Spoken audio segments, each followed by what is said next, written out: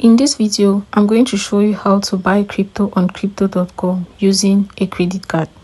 So in order to do that, head over to your application, and on the home page right here, at the top, you're going to see a list of options: buy, sell, deposit, or send.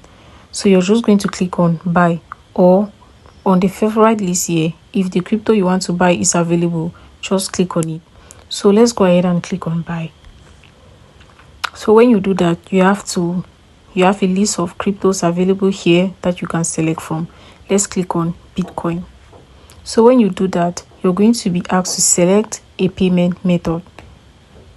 So just click on select payment method, and then you have the option here to add your debit card or credit card. Click on setup.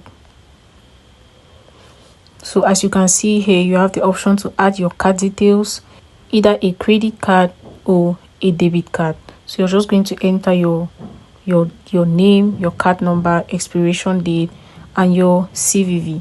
So when you're done doing that, just click on add card. Your card is going to be added, and then you can use that to buy crypto.